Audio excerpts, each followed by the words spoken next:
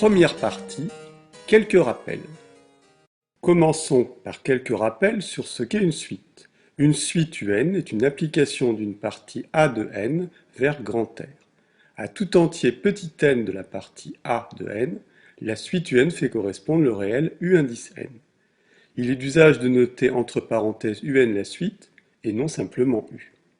Une suite peut être définie de manière explicite comme une fonction, elle s'écrit alors UN égale f de n, ou alors par récurrence. On nous donne le premier terme, puis une relation de récurrence du type UN plus 1 égale f de UN. Chaque terme est défini à partir du précédent. On dit qu'une suite UN est arithmétique si elle s'exprime par récurrence sous la forme UN plus 1 égale UN plus R. Dans une suite arithmétique, on progresse de terme en terme en ajoutant toujours la même valeur qu'on appelle la raison. Ce type de progression est appelé une progression linéaire. Les suites arithmétiques disposent également d'une formulation explicite. Le terme général s'écrit UN égale U0 plus NR. Une formule nous donne la somme des premiers termes d'une suite arithmétique. On la note S indice n, 1 plus 2 plus 3 petits points plus petit n égale nn plus 1, le tout divisé par 2. Deuxième partie, suite géométrique. Nous avons déjà vu les suites géométriques en classe de première. Nous commençons par quelques rappels et par quelques éléments supplémentaires. Rappel, donc, une suite géométrique est définie par récurrence par la formule UN plus 1 égale Q fois UN. Dans une suite géométrique, on progresse de terme en terme, non pas en additionnant, comme dans la suite arithmétique, mais en multipliant, toujours par le même nombre, qu'on appelle la raison de la suite. Une suite géométrique permet de modéliser un placement bancaire. Par exemple, on place 100 € à 2% par an. On écrit donc U0 égale 100, la somme initiale, et UN plus 1 égale 1,02 fois UN. Le 1,02 correspondant aux 2% d'augmentation. Rappel toujours du même exemple. Donc notre suite s'écrit U0 égale 100, UN plus 1 égale 1,02 fois UN. Le deuxième terme est donc le terme de rang 1. U1 égale 1,02 fois U0. Ici, ça nous fait 1,02 fois 100 égale 102. Le troisième terme, c'est U2. C'est 1,02 fois U1, c'est-à-dire 1,02 fois 102, ce qui nous donne 104,04. Et enfin, le quatrième terme, le terme de rang 3, est égal à 1,02 fois U2, c'est-à-dire 1,02 fois 104,04, soit approximativement 106,12. Toujours dans les rappels, une suite géométrique dispose, comme une suite arithmétique, à la fois d'une formule explicite et d'une formule par récurrence. La formule explicite, le terme général d'une suite géométrique, s'écrit UN égale U0 fois Q puissance n. Attention, lorsque l'on commence au rang 1, la formule devient UN égale U1 fois Q puissance n-1. Toujours dans les rappels, pour démontrer qu'une suite UN est une suite géométrique, on peut premièrement montrer que la suite s'exprime sous la forme UN plus 1 égale Q fois UN, c'est un cas très favorable. Deuxième cas, également très favorable, montrer que la suite s'exprime sous la forme UN égale U0 fois Q puissance n, ou en général, on a besoin de démontrer que UN plus 1 sur UN égale constante, quel que soit petit n. Le sens de variation d'une suite géométrique. Il dépend de la raison. Pour une raison comprise entre 0 et 1, donc pour 0 strictement inférieur à Q inférieur strictement à 1, la suite est décroissante. Pour Q égale 1, la suite est constante, et pour Q strictement plus grand que 1, la suite est croissante. Au niveau de la limite, si Q est compris strictement entre 0 et 1, la suite converge vers 0. Si Q égale 1, la suite est convergente, c'est une suite constante, elle converge vers son premier terme. Et enfin, si Q est strictement plus grand que 1, la suite est divergente. Elle tend vers plus l'infini. Quelques représentations graphiques d'une suite géométrique. Nous avons ici dans l'exemple U0 égale 1,5, c'est le premier terme, et la raison Q égale 1,3. La raison étant strictement plus grande que 1, il s'agit d'une suite divergente, elle tend vers plus l'infini. Deuxième situation, U0 égale 4, c'est le premier terme, et la raison vaut 0,8. La raison est strictement comprise entre 0 et 1, nous avons affaire à une suite convergente, elle tend vers 0.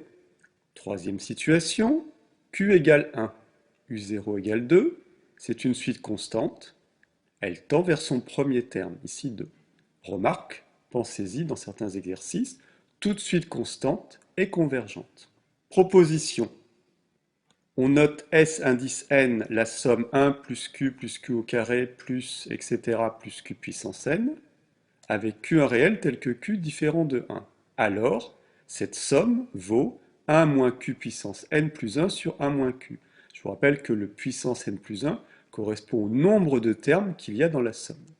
Quelques informations supplémentaires par rapport au cours de première. Soit un une suite géométrique de premier terme u0 et de raison q différent de 1, alors la somme u0 plus u1 plus etc. plus un vaut u0 1 moins q puissance n plus 1 sur 1 moins q. C'est-à-dire le premier terme que multiplie 1 moins q puissance le nombre de termes sur 1 moins q.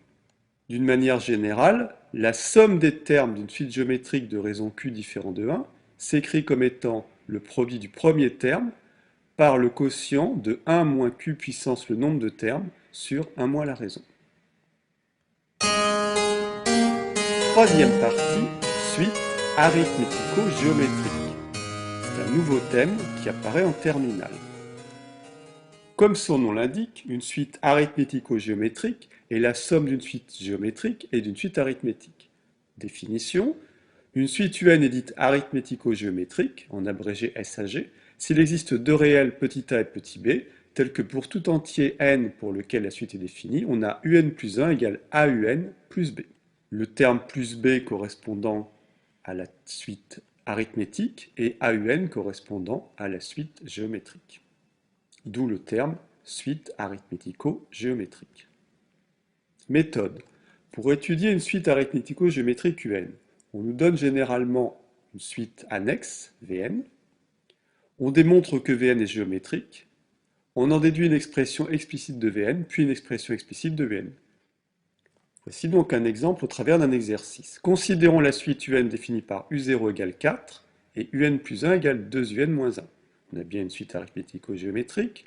On nous donne dans le sujet de l'exercice la suite Vn définie par Vn égale Un moins 1. Commençons par démontrer que la suite Vn est géométrique. Pour cela, calculons le terme Vn plus 1. Vn plus 1 égale Un plus 1 moins 1. C'est la définition qu'on nous a donnée dans l'énoncé. Or, Un plus 1 vaut en bleu 2Un moins 1. On le remplace donc dans la formule. Ça nous donne 2Un moins 1, ce qui fait 2Un moins 2. Par conséquent, le quotient Vn plus 1 sur Vn est égal à 2 facteurs de Un-1 sur Un-1. On simplifie par le terme Un-1 en haut et en bas, il reste 2, c'est une constante. La suite Vn est donc une suite géométrique de raison 2.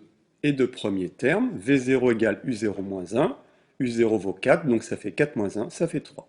Poursuivons l'exercice. Puisque Vn est une suite géométrique, on peut écrire que Vn égale 3 fois 2 puissance n.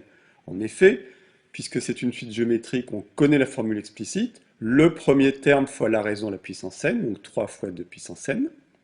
Mais on sait également que Vn, c'est Un moins 1. Donc Un égale Vn plus 1, ce qui nous permet d'écrire que Un égale 3 fois 2 puissance n plus 1.